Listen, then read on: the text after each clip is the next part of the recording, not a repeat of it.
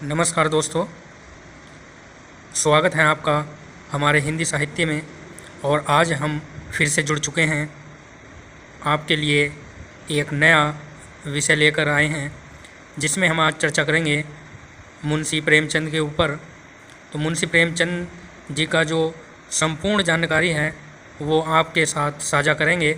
तो सभी मित्रों से अनुरोध है कि वो ज़्यादा से ज़्यादा संख्या में जुड़ें और इस विषय का आनंद लें और इस विषय से संबंधित ज्ञान प्राप्त करें। दोस्तों, इसमें हम मुंशी प्रेमचंद जी के उपन्यास, कहानी, निबंध, नाटक और जीवन परिचय पर चर्चा करेंगे। तो आइए शुरू करते हैं।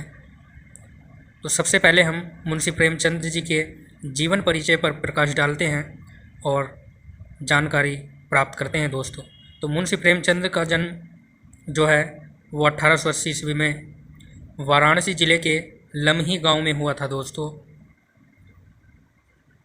वाराणसी उत्तर प्रदेश का ज़िला है और वाराणसी ज़िले में लम्ही गांव में हुआ था 1880 ईस्वी में।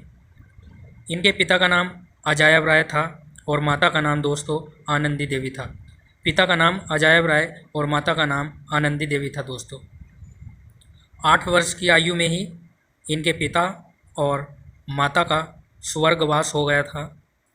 इन्होंने बड़े परिश्रम से अपनी पढ़ाई को पूरा किया और बीए की परीक्षा पास की।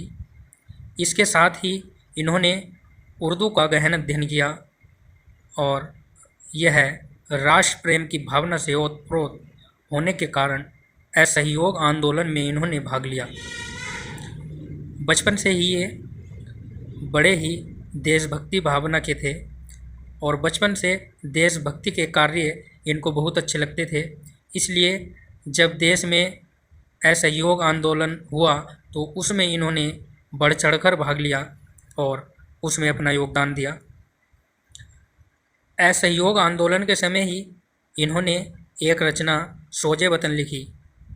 उसी समय दोस्तों, जब देश में असहयोग आंदोलन था, उसी समय इन्होंने उसमें सक्रिय होते हुए एक रचना सोजे वतन लिखी जिसमें राष्ट्र प्रेम के लिए अटूट स्नेह था, यानी उसमें देशभक्ति भरी हुई थी दोस्तों सोजे वतन रचना में।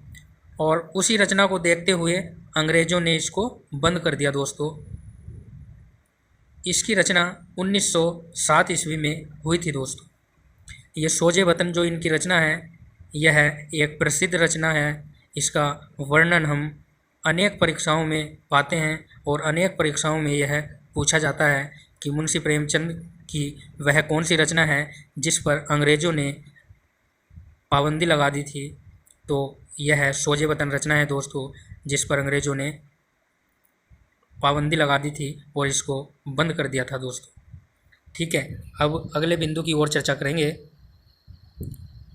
अब हम इसमें हिंदी समय में प्रेमचंद की रचना जो लिखी गई थी उस पर प्रकाश डालेंगे। तो हिंदी समय में प्रेमचंद जी ने जो उपन्यास लिखे उनके बारे में हम चर्चा करेंगे। दोस्तों, तो पहला जो उपन्यास है इनका या रचना है वह अलंकार है। दोस्तों, पहली रचना अलंकार है। नंबर 2 है दोस्तों कर्मभूमि, जिसकी रचना इन्होंने 1932 ईस्वी में की थी। दोस्तों, नंबर 3 है गबन, जिसकी रचना इन्होंने 1928 ईस्वी में की थी। दोस्तों, और नंबर 4 है गोदान, जो कि हम सब ने अपने पाठ्यक्रम में पढ़ा है। दोस्तों, गोदान यह 1936 ईस्वी में इन्होंने लिखा था दोस्तों उपन्यास। और नंबर 5 है निर्मला, ये भी बड़ी प्रसिद्ध रचना है इनकी निर्मला, जिसकी रचना इन्होंने 1925 में की थी। दोस्तों, फिर नंबर 6 है प्रतिज्ञा और नंबर 7 है प्रेमा और नंबर 8 है दोस्तों रंगभूमि, जिसकी रचना इन्होंने 1925 में की थी। दोस्तों, फिर नंबर 9 है दोस्तों वरदान।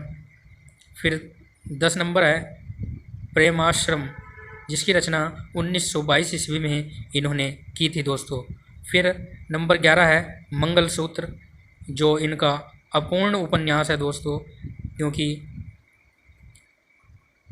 जब मंगलसूत्र की रचना मुंशी प्रेमचंद कर रहे थे उस समय इनका स्वास्थ्य खराब हो गया था और इनकी मृत्यु हो गई थी दोस्तों। इसलिए मंगलसूत्र मुंशी प्रेमचंद का अपूर्ण उपन्यास है। यह भी परीक्षाओं में पूछा जाता है कि प्रेमचंद का अपूर्ण उपन्यास कौन सा है, तो वह मंगलसूत्र है दोस्तों। यह आपको याद रखना है।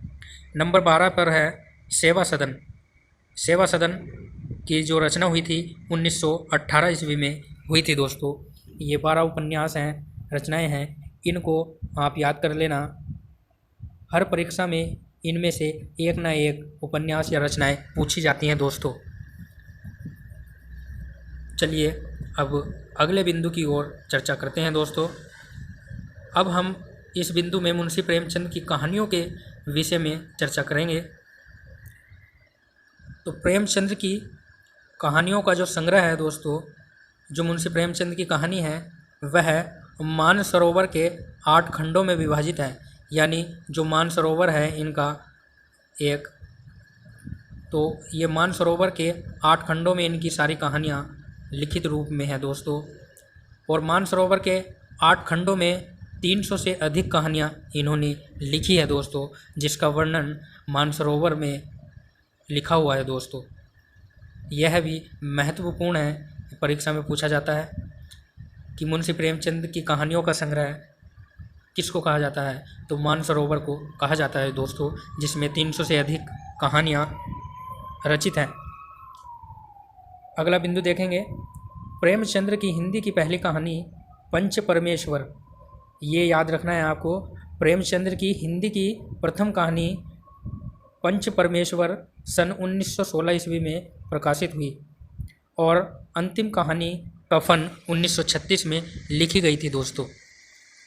जो प्रथम कहानी है हिंदी की वह पंच परमेश्वर सन 1916 ईस्वी में लिखी और अंतिम जो इनकी रचना है वह 1936 ईस्वी में लिखी कफन। यह भी आपको याद रखना है। अगला बिंदु देखेंगे, 1930 से 1936 ईस्वी तक के काल को प्रेमचंद की कहानियों का उत्कर्ष काल कहा जाता है। यह भी बहुत महत्वपूर्ण है कि प्रेमचंद की कहानियों का उत्कर्ष काल किस कालखंड को कहा जाता है, तो ये आपको याद रखना है कि 1930 से 1936 ईस्वी तक के कालखंड को मुंशी प्रेमचंद की कहानियों का संग्रह या उत्कर्ष काल कहा जाता है दोस्तों। यह आपको याद करना है।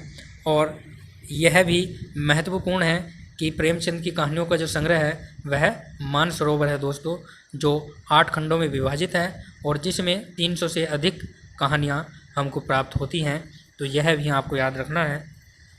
और प्रेमचंद की हिंदी की प्रथम कहानी पंच परमेश्वर सन 1916 में प्रकाशित हुई और अंतिम कहानी कफन 1936 में लिखी गई दोस्तों। यह भी आपको याद रखना है दोस्तों। हमारा प्रयास यही है कि आपको अधिक से अधिक जानकारी दी जाए और आपको वह जानकारी उपलब्ध करवाई जाए जो परीक्षाओं में महत्वपूर्ण है, परीक्षाओं में पूछी जाती है। आपने भी परीक्षाएं दी होंगी तो आपको समझ आ रहा होगा कि ये है कितनी महत्वपूर्ण बातें हैं जो हम आपके साथ साझा कर रहे हैं दोस्तों। तो अपना मन लगाकर पढ़ाई करें और अच्छे से अध्ययन करें दोस्तों, आपको सफलता ज़रूर मिलेगी। तो हम इस वीडियो के माध्यम से प्रेमचंद्र के संपूर्ण जीवन परिचय पर चर्चा करेंगे और इनकी जो प्रसिद्ध रचनाएं हैं जो परीक्षा में पूछी ही जाती हैं उन पर हम चर्चा करेंगे दोस्तों। तो चलिए अगले बिंदु की ओर ध्यान करते हैं और देखते हैं कि अगला बिंदु कौन सा है दोस्तों। चलिए दोस्तों, बिंदु हमारे सामने आ चुका है और अब हम प्रेमचंद की कहानियों के बारे में चर्चा करेंगे दोस्तों। तो पहला बिंदु है, जो पहले बिंदु में कहानियां हैं उन पर ध्यान देंगे, उन पर चर्चा करेंगे। तो बलिदान, बूढ़ी काकी, सौत, नमक का दरोगा, उपदेश, परीक्षा, दफ्तरी, खून सफ़ेद, ये जो सारी रचनाएं हैं कौन कौन सी, बलिदान, बूढ़ी काकी, सौत, नमक का दरोगा, उपदेश, परीक्षा, दफ्तरी, खून सफ़ेद, ये सारी जो कहानियां हैं वह मानसरोवर के 8वें सर्ग में रचित हैं दोस्तों। जैसा कि हमने पीछे वर्णन किया था कि मुंशी प्रेमचंद की कहानियों का संग्रह मानसरोवर है जो 8 खंडों में विभाजित है। तो ये पहले बिंदु की जो कहानी है यह है मानसरोवर के 8वें सर्ग में इनका वर्णन है दोस्तों। दूसरा बिंदु देखेंगे। दूसरे बिंदु में जो कहानियाँ हैं, जुलूस, आत्माराम, बड़े घर की बेटी, पंच परमेश्वर, शंखनाद, ये जो रचनाएं हैं दोस्तों यह मानसरोवर के 7वें सर्ग में रचित हैं दोस्तों। कौन कौन सी? जुलूस, आत्माराम, बड़े घर की बेटी, पंच परमेश्वर, शंखनाद आदि कहानी मानसरोवर के 7वें सर्ग में रचित हैं दोस्तों। इन सर्ग में काफ़ी कहानियां हैं दोस्तों, किंतु हमने जो परीक्षा की दृष्टि से महत्वपूर्ण है वो कहानियां ही ली हैं दोस्तों। ठीक है। तीसरा बिंदु है निमंत्रण, हिंसा परम धर्म, सुजान भगत, ममता, मंत्र, प्रायश्चित, कप्तान साहब, इस्तीफ़ा, ये सारी जो कहानियां हैं यह मानसरोवर के 6ठे सर्ग में रचित हैं दोस्तों। यह भी आपको याद रखना है। फिर जो नंबर 4 बिंदु है सबसे आखिरी का, उसमें जो कहानियां हैं प्रेरणा, 2 कव्वें, दरोगा जी, सती, सवा शेर गेहूँ, समस्या, सभ्यता का रहस्य आदि कहानी मानसरोवर के 4वें सर्ग में रचित हैं दोस्तों। ठीक है, यह आपको याद रखना है। यह हमने सारी महत्वपूर्ण कहानियाँ ली हैं जो परीक्षा में पूछी जाती हैं। वैसे तो बहुत कहानियाँ हैं इनकी, 300 से अधिक कहानियाँ हैं, किंतु हमने जो हमारे पाठ्यक्रम में हैं और जो परीक्षाओं में पूछी जाती हैं उनका ही वर्णन हम कर रहे हैं दोस्तों। तो चलिए अगले बिंदु की ओर चर्चा कर लेते हैं और देखते हैं अगला बिंदु कौन सा है दोस्तों। तो अगला बिंदु भी हमारे सामने है दोस्तों।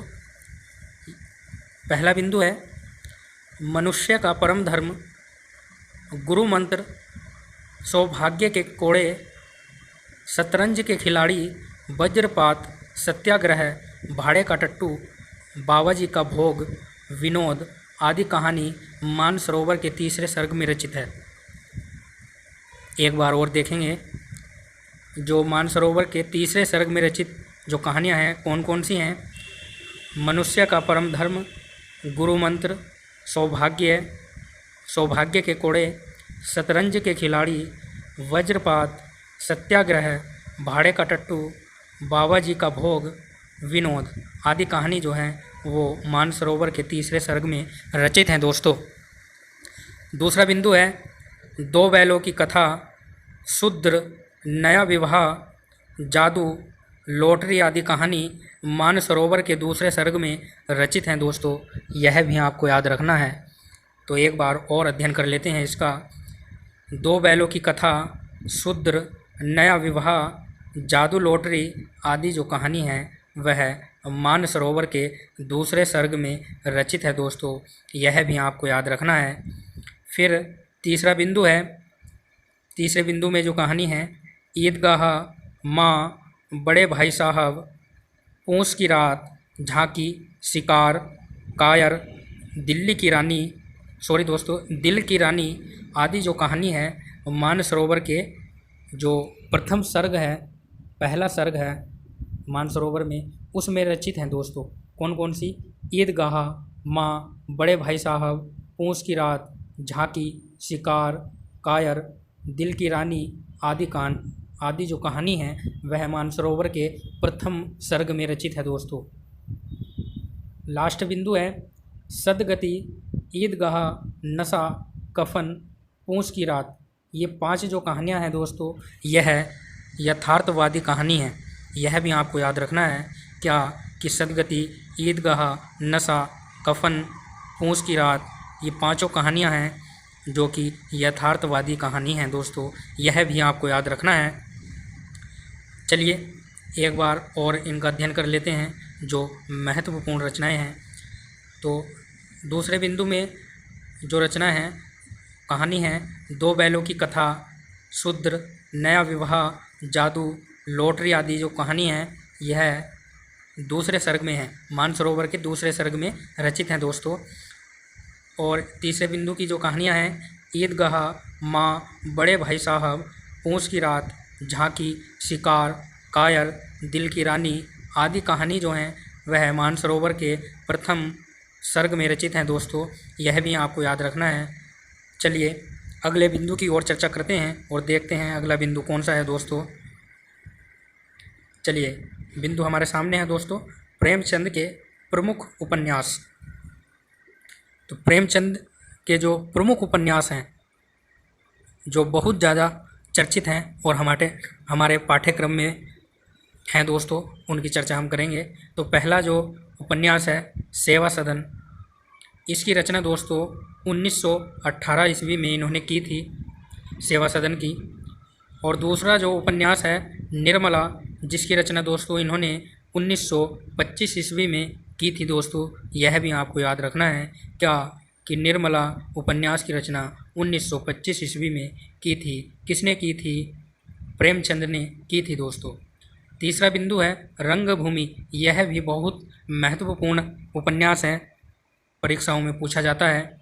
तो रंगभूमि उपन्यास की जो रचना की थी वह 1925 ईस्वी में की थी। किसने की थी? प्रेमचंद्र ने की थी दोस्तों। और नंबर 4 बिंदु है गोदान। तो गोदान की रचना 1936 में की थी मुंशी प्रेमचंद ने।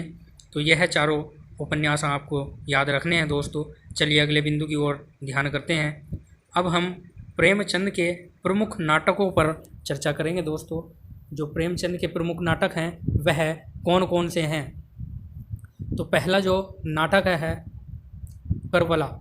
करबला की रचना 1924 में की थी मुंशी प्रेमचंद ने।